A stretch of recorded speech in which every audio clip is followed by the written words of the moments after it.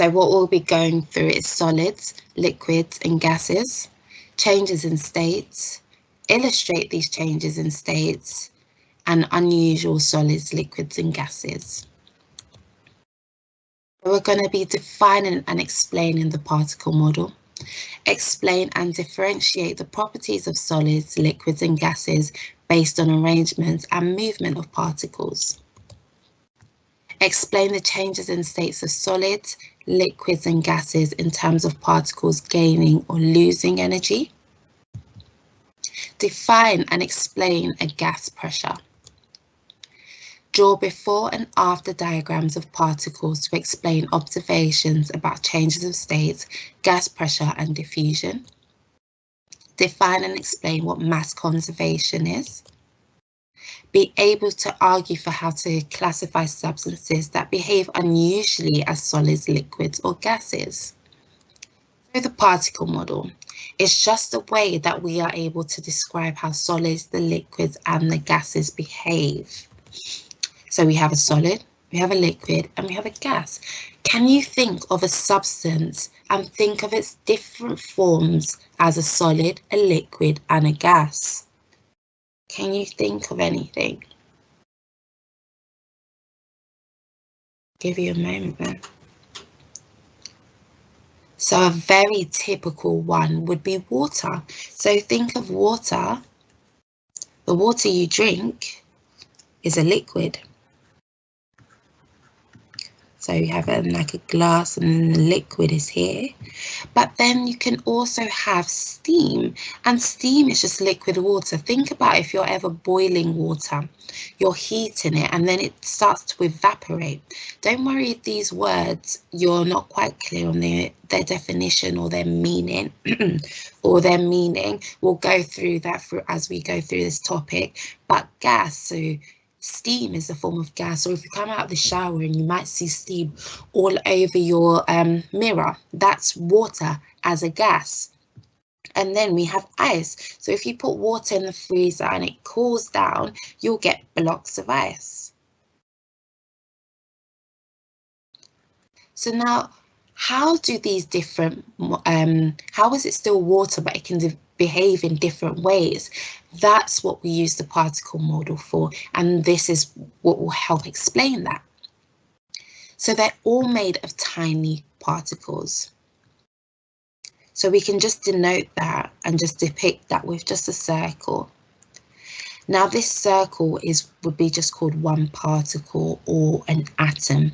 So think back to some sessions that we've done before the Christmas holidays. We looked at the atom. So in the middle, you'll have what we call the nucleus. Now the nucleus is made up of protons, which have a positive charge. It's also made up of neutrons, which have no charge, neutral. So you can think of the names sort of help you think about what charge they have. Pro, positive, and then neutron, neutral. So we have a proton and a neutron. And then orbiting, traveling around the nucleus, we have these things called shells. And within these shells, you'll have electrons. Now, electrons are traveling around the shell, around the nucleus, and these have a negative charge. So now, every element, so think about all the different elements on the periodic table, will have this structure, and this is the structure of the atom. So how do we know, how does each one differ? So each element differs because of the number of protons in the nucleus. So here in what I've drawn, there's 2. So if you could see the periodic table, you don't need to memorize this at all. In every exam you do, you'll have a periodic table. But what atom has 2 protons? That would be helium. So helium is denoted like this. Yeah, so helium has 2 protons, and that's what makes it helium. If it only had 1 proton, it would be hydrogen. And then you have the electrons orbiting around, and that's what makes it that atom. So all the elements will have the same, a specific number of protons, and that's what differs. So within particles which are made of atoms, you'll have these particles. And when they are in different states, they will behave differently. So just a definition for you, a particle is a very tiny object such as an atom or a molecule too small to be seen with microscopes. So what do we mean by a molecule? A molecule is something that's joined, and water is an example of a molecule. So its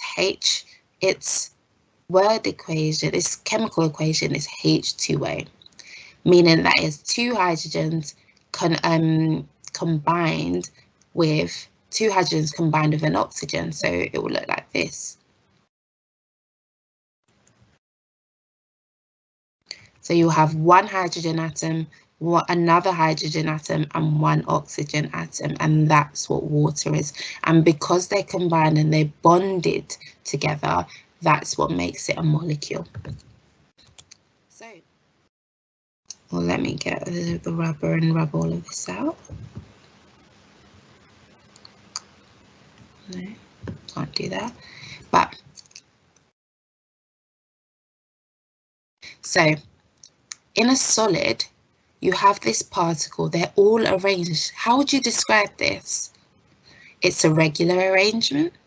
It's got, you can see a pattern, and they're very close together. So each particle is touching the one next to it. So that's really important, this observation, just saying what you see, and when we come to talk about the different properties of these states, okay? So that each particle is right next to each other, they're very close to each other, and they've got a very regular arrangement. So pretend that each one is a water molecule, and we've just drawn that here, each particle. And then here in a liquid, they're a little bit further away from each other. We can't see a regular arrangement around that. So just say what you'd see. We can't see a regular arrangement. They're quite far, they're further away from each other, but not a lot away from each other. And when we get to the gas, they're far away from each other. They don't have a regular arrangement. And then when we come to look at the properties, this will make more sense. So the particle model is useful to predict the behaviours of substances. And a substance is a matter that contains one type of atom or molecule.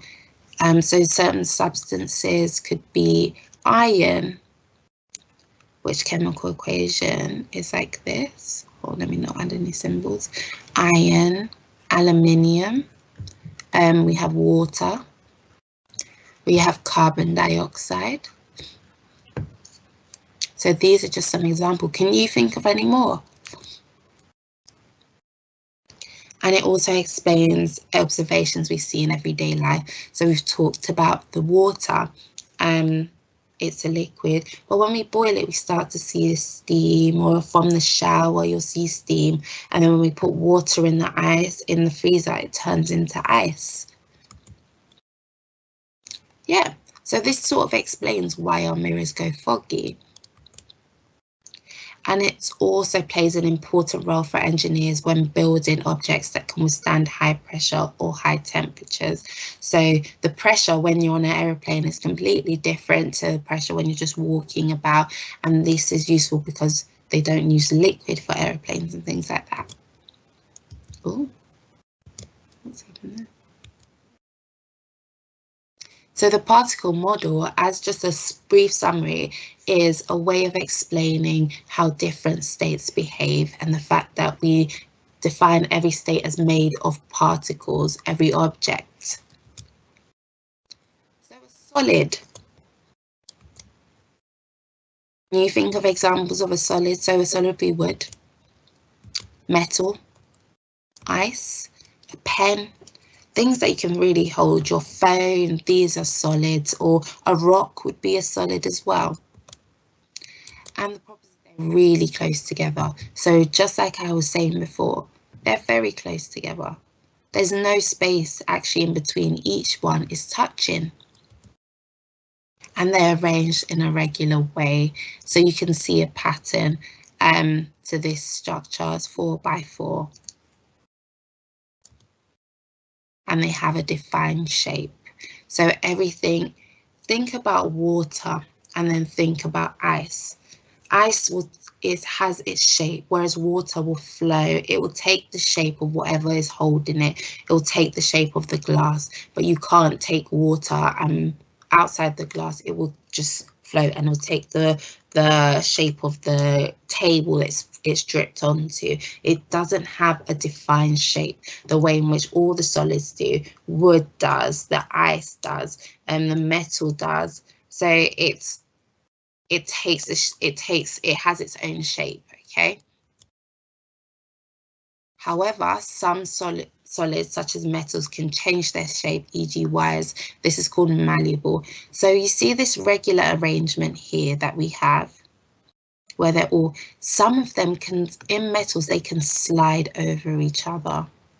So this could go this way, this can go this way, and that means it can stretch, and that's why it can make wires and stretch out the metal.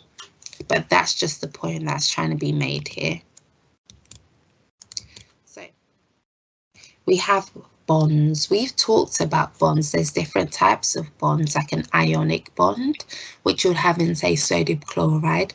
There's a covalent bond, which are really, really strong. There's hydrogen bonds, which are quite weak. So there's different types of bonds, but bonds is like a connection. These are like connections and keep things together. So I like to just think of bonds as best friends who are just holding hands. They're holding hands and they want to stay together. And that's sort of how you guys can think about bonds. So it's just a connection that keeps them close together. So they have very strong bonds. So I like to think solids, they are best friends. They want to stay together. They're holding hands and they don't want to leave. Their attraction is very strong between them.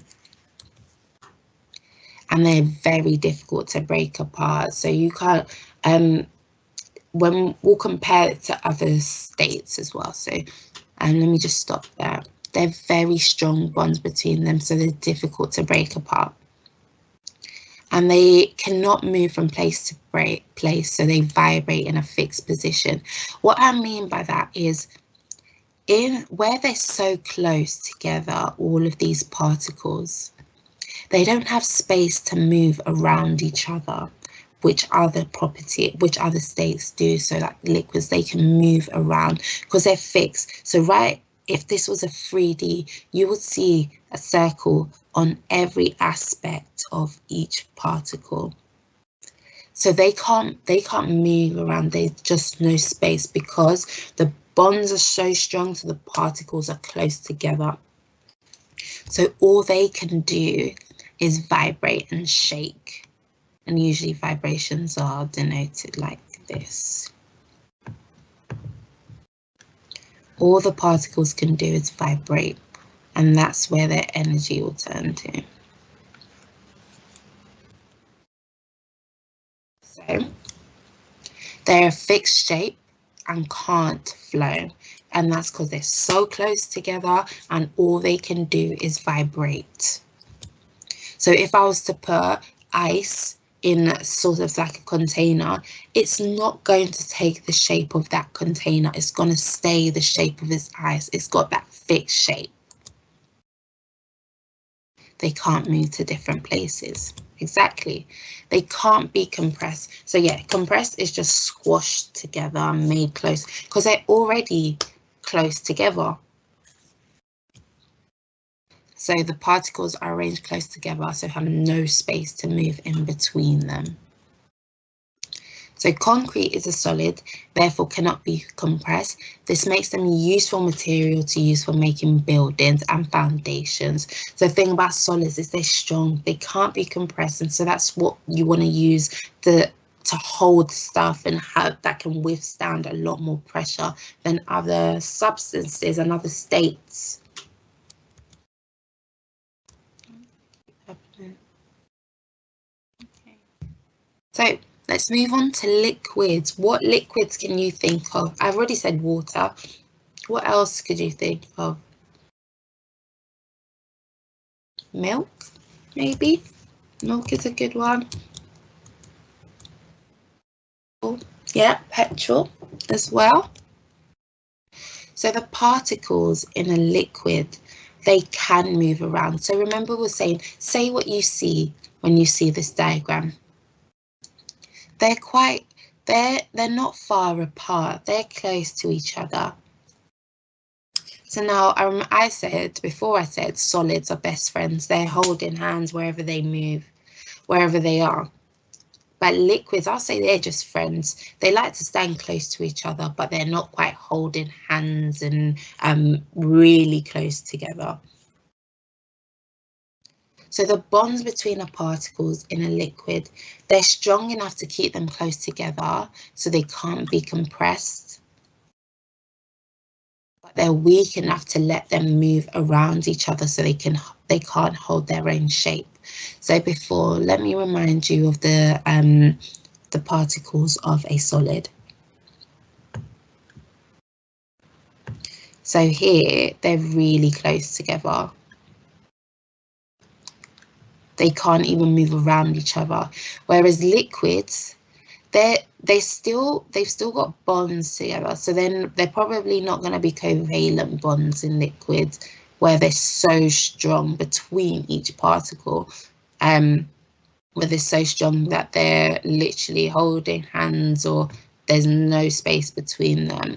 But here, they're close together, but not so. The bonds between them aren't so strong that they can't move. So this one can move around it. Does that make sense? I hope it does. Yeah, so they've got strong bonds that keep them close together, but they're not that strong, but that they can't move around each other. So they can. So think about water. When you put it into your bottle, it takes the shape of your bottle. If you were to put it into a container, it will take that shape. Whereas ice or your solids, they won't take the shape of what you've put them into. They can flow and take the shape of the bottom of the container they're in. Why? The particles can move around each other because the bonds are strong, but they're not that strong that they can't move around. They can't be compressed because the particles are arranged close together, so there's not enough space where they can be pushed closer. And you'll see there's a difference between the space between liquids and the space between gases. It's important that vaccinations are liquid so that when they're injected, they can flow into the bloodstream. So that's a really important property of liquids, is that they can flow. They will take the shape of whatever they're in, but they can move. Like think of a river. A river is liquid, and those are the only sort of things that you'll describe as flowing. So vaccines, you would have known, COVID vaccination, it's injected, it needs to get around the body, and your body circulation, things get around the body via your blood, and that's what you call your circulation.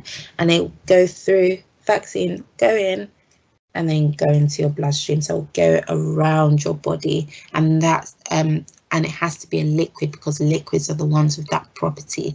So here you're seeing science, which can be quite theoretical, have practical applications and be used in the real world.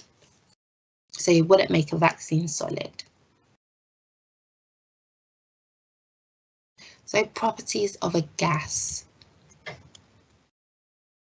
Water vapor is an example of a gas. Can you think of any other ones? So earlier I mentioned helium as an atom which has 2 protons. Helium gas, so in balloons, they'll put helium in there. And You also have hydrogen as a gas. There's lots of different gases. And air is a gas. So the particles in a gas are very far apart. They have very weak bonds between them. And they're very random. So particles are just moving around, but they have lots of space between them. So that was a good depiction. Let's see if I can show you again. And they move quickly in all directions. So they're very random gas particles. Say properties of a gas, sorry. Let me cross that out.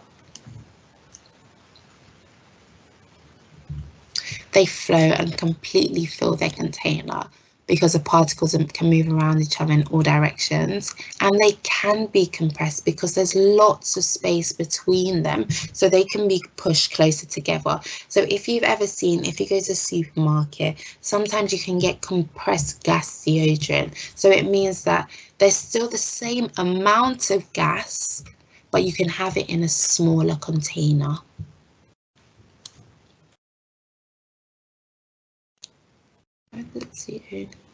So we've gone through the particle model, and we've now explained the different properties of solid, liquid, and gas.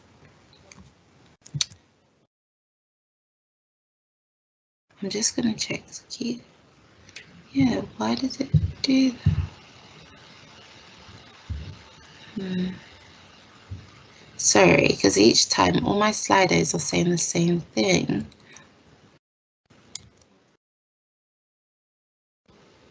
I'm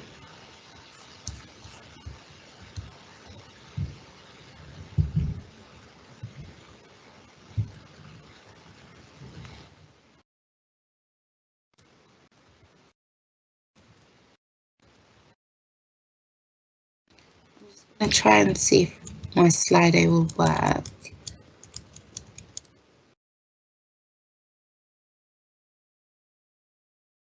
That's interesting. Okay, when we take the break, I'll see if I can sort that out. Okay, so changes of states. Solids, liquids, and gases can change their state. And we've talked about one example that's changes its state, and that's water. Solid is ice, can change into a liquid, water, or vice versa. Or you can get liquid can change into a gas, and gas can change into a liquid. This can happen by heating, so adding heat. So think about when you're boiling your kettle and you get a little bit of steam coming off, it's because you're adding heat to it, you're adding energy. And then if you wanted to melt ice, you can heat up, you can put it in the microwave, or you'll leave it out in the sun. So the process of going from a solid, this is your solid, to your liquid, we call that melting. And then the process of going from your liquid to your gas, boiling.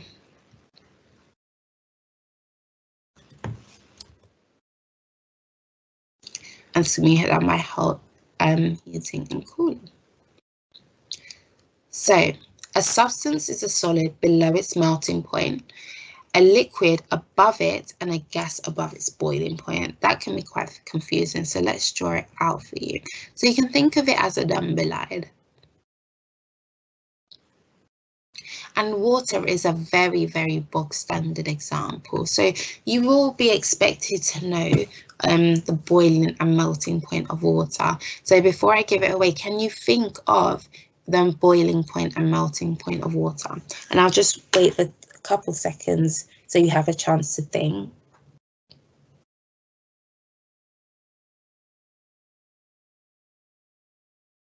So it will be, if this is a number line and it's the temperature, if I was to annotate this, and this number line takes temperature, and I put 0 degrees Celsius here.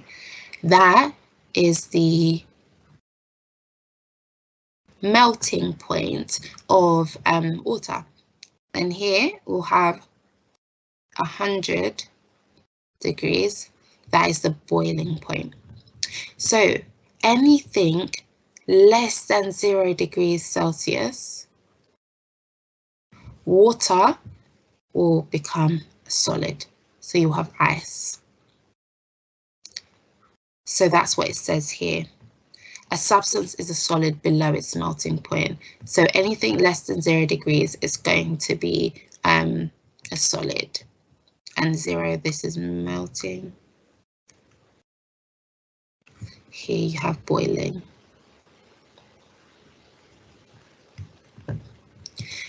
Anything above the boiling point will be a gas, so you'll have steam. Anything above, and then anything between 0 and 100, you have water, the liquid.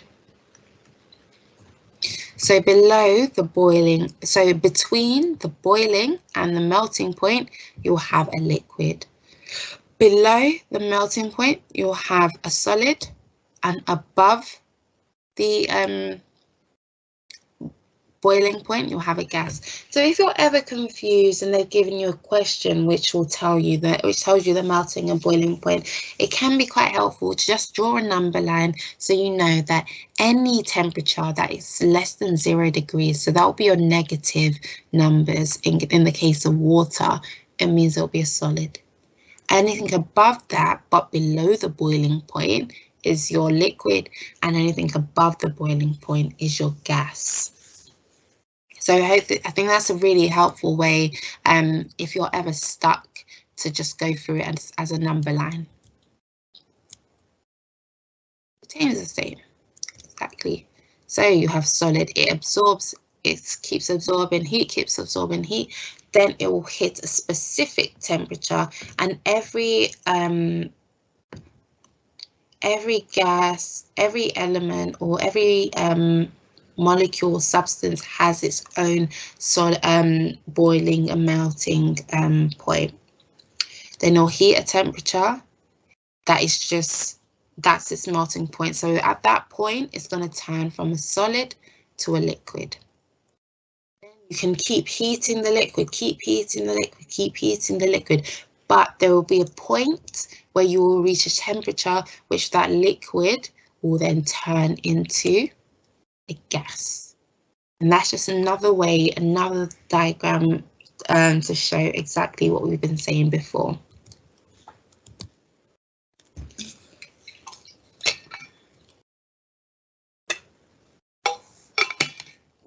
Okay, so heating the particle leads to a gain in energy. So in physics, you will have learned that there's lots and lots of different types of energy. Can you think of any before I give you some? You've got kinetic.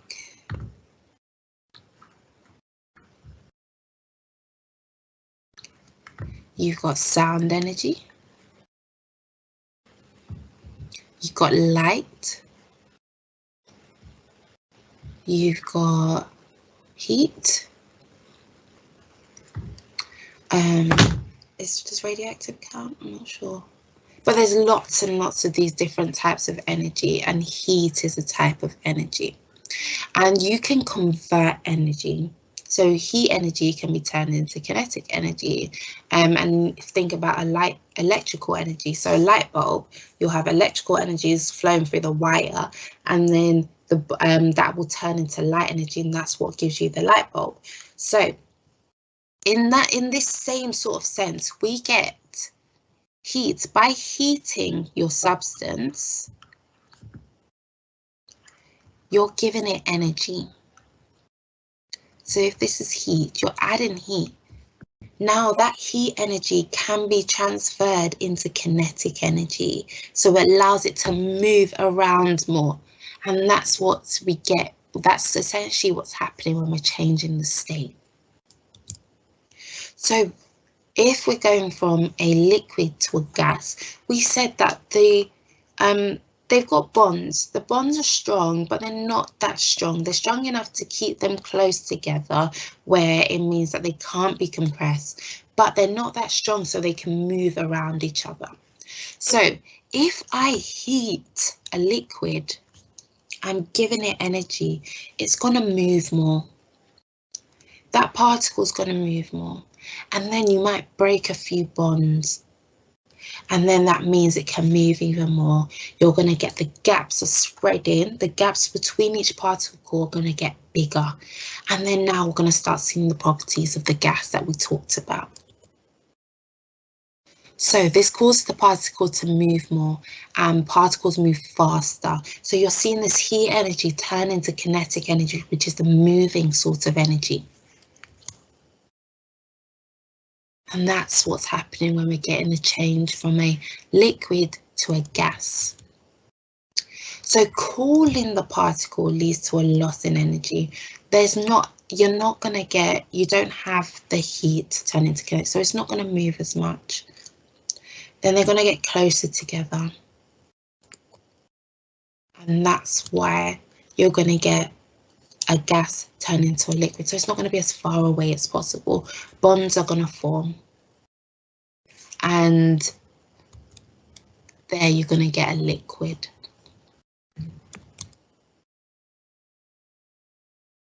Okay.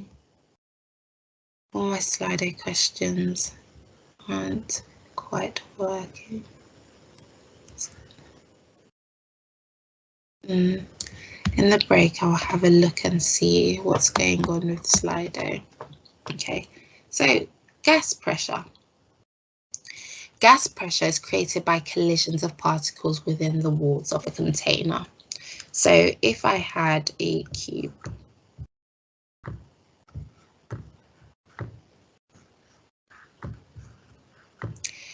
I put gas molecules in it. So the gas particles, they're moving around. But when they're in a fixed space, so they're in that wall, they're going to hit the wall of the container, And if it keeps hitting the wall of the container, that's what we'll refer to as more pressure. Okay. So when the gas particles hit the walls of the container they're held in, pressure gets created inside the container. And pressure is increased when the temperature is increased. So let's think about that. What happens when the temperature is increased? The particles, they move more. So if they're moving more, they're more likely to hit the walls of the container. Or if I make the container smaller, they don't have enough space to move around, so they're going to hit the walls of the container even more. So if you think about in your classrooms, if you're going to start running around, if the faster you run, the more the students are running, you're likely going to bump into each other and hit on the walls. So that's going to increase the pressure in that room. Now, if you still have 30 students in that class, but we made the class so much smaller and you guys are still running around, you're going to hit each other. You're going to hit, because you just don't have the space, you're going to hit the wall, and that also increases the pressure.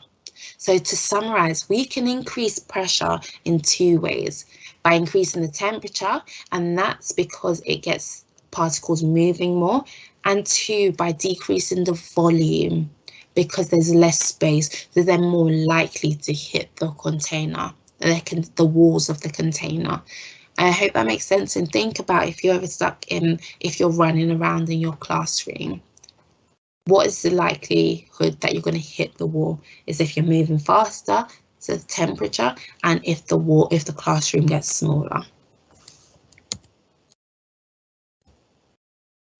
So increasing the temperature of the particles leads to a gain in energy.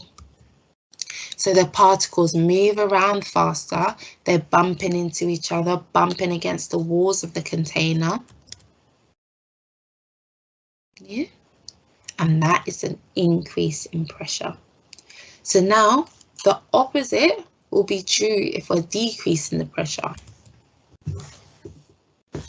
So you decrease in the volume, Now let's change the volume. What happens if we change the size of the container, we make it smaller?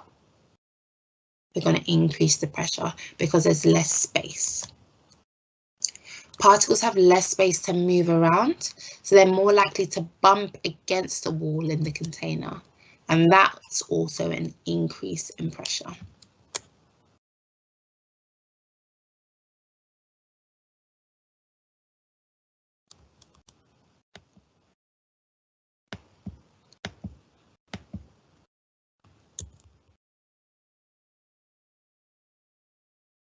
Yeah, so if we were to decrease the pressure, so we take away that heat energy source, there's not going to be that heat, so they're not going to move around as much, so they're less likely to hit the wall of the container. So by decreasing the temperature, we're going to decrease the pressure. But now if we make the container bigger, they've got more space to move around, so they're less likely to bump into the walls of the container, and therefore we're going to get a decrease in pressure.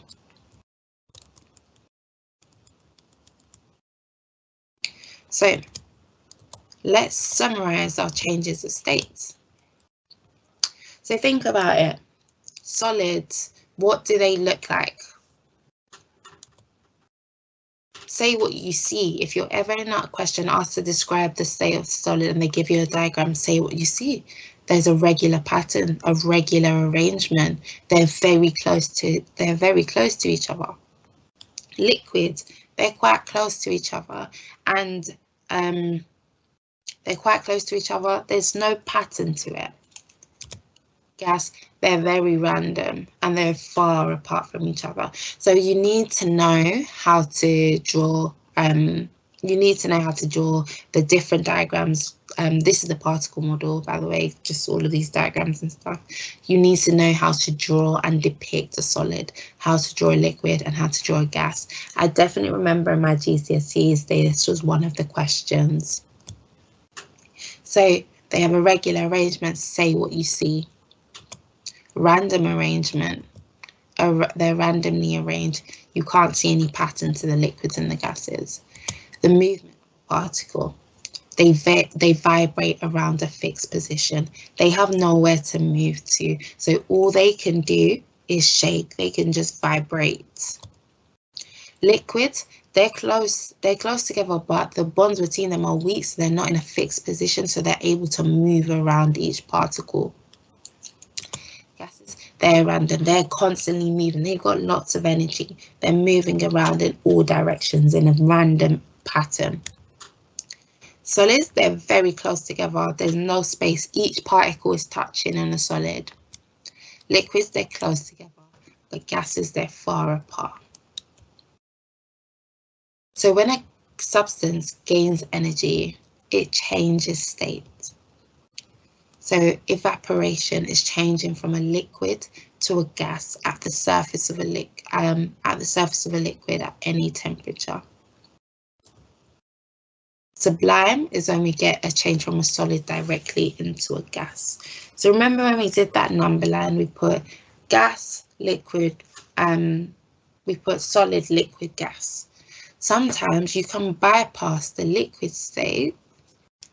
You can bypass the liquid phase and go straight from a gas to you can go straight from a solid to a gas. And that's a process called sublimation, or to sublime. And then evaporation is when we go from a liquid to a gas. So like your water molecules evaporate when it's boiling. And that's just the process, and that's just the name that we give it. So change from liquid to gas. Yeah, it's doing the same thing.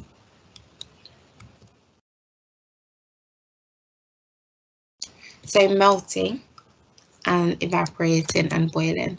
So melting, if you ever forget, just think about how would you use it in a sentence.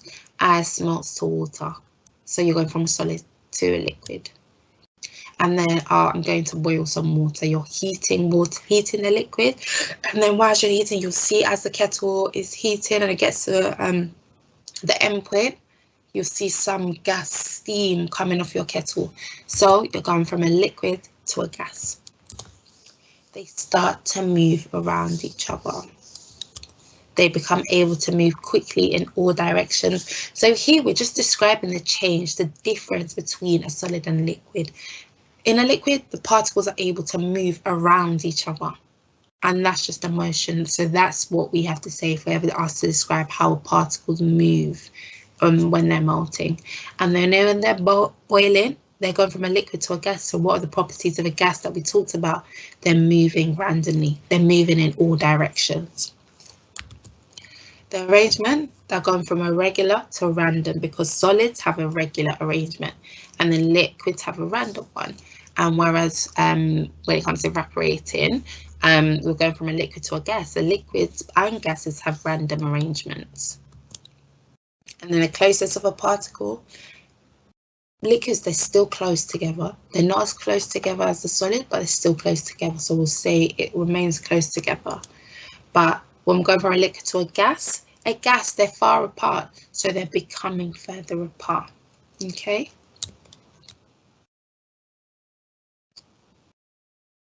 So when a substance loses energy, it changes state. So all that when what we've just been talking about is it gaining energy, so it's moving about.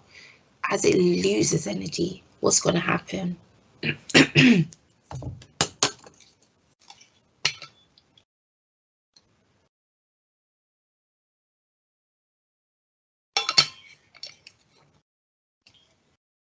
So as it loses energy, it's not going to move about as much. So that's going to change its properties. So we can get freezing. It changed from a liquid to a solid, and when the temperature drops to the melting point. So think back, we're going through the number line. What is the melting point of water? Think 0. So at 0 degrees, that temperature, we're going to get all our water will turn into ice. And then condensing, so change from a state from a gas to a liquid. So in how you see like condensation, so when your mirrors get foggy, some people call it condensation, and that's because you've got all this steam. You're in the shower, the water really hot, and then it's created steam. But then as it starts to cool down, that steam will start to turn to liquid and form that condensation all across your mirror. And that is what condensing is. It's going from a gas to a liquid, and that's when it drops below the boiling point. And we think back to water. What is the boiling point of water?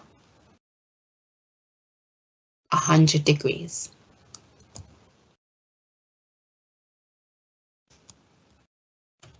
So think back.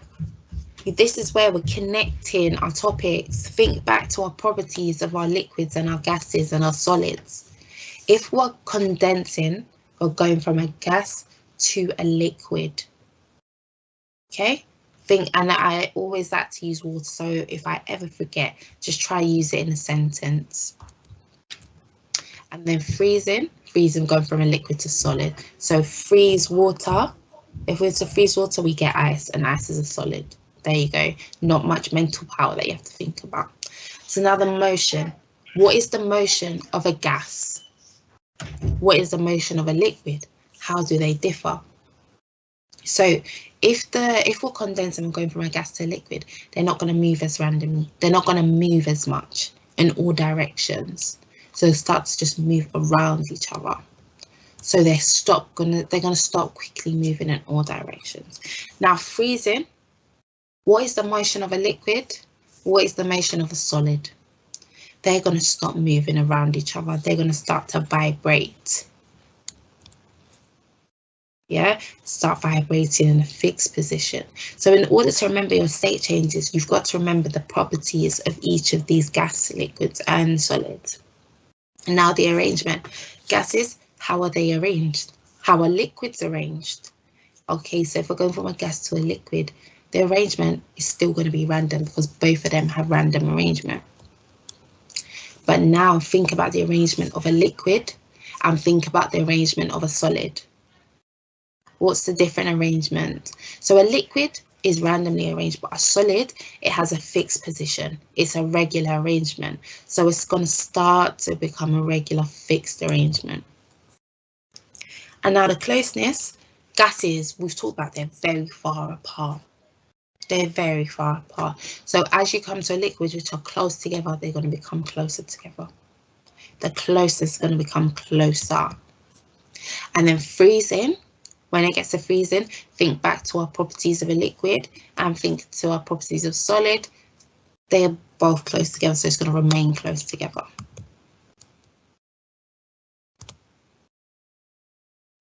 So, conservation of mass. So don't worry guys, we're going to have a break at 11.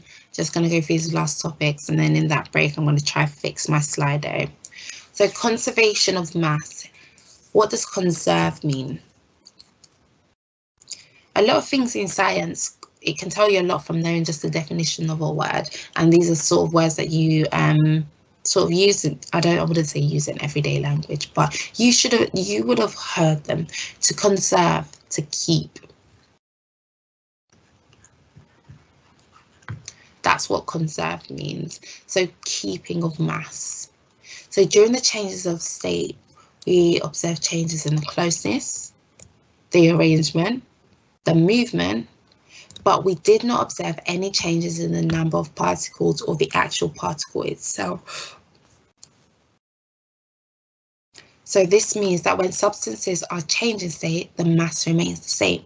So if I had, so sometimes we'll measure, we have different units to measure gases, and we have different units to measure liquids and solids. So think about it, your liquids aren't measured in grams like your solids.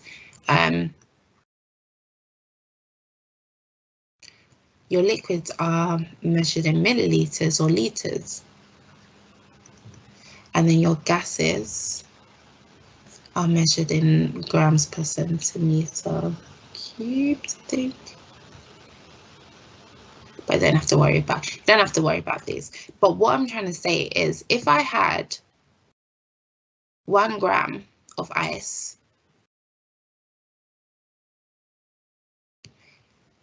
and I wanted to turn it into liquid,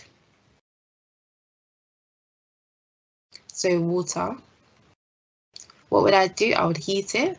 And what is this process called? Melting. I will still have the equivalent of 1 gram of ice. So I'll have 1 gram of liquid, but even though you don't measure, that's not the units we use for liquids. But the amount of ice I have, the volume, it'll still be the same as the amount of water I will get. So there's no loss of water molecules. And that's the whole point of conservation of mass. If we have a closed circuit, all of the ice will turn into all the water, so the mass will stay the same. So 100 of water boils into 100 grams of steam, or can freeze into 100 grams of ice. So on a weighing scale, they should be balanced. There should be no change. You shouldn't have more liquid or more gas. And that's similar in physics, conservation of energy. There's no energy made, no energy lost. It's just transferred. So when we're changing our states, there is no mass gained, there is no mass loss. The substance is just changing its state and changing its appearance. When conserved, when the quantity of something does not change after a process.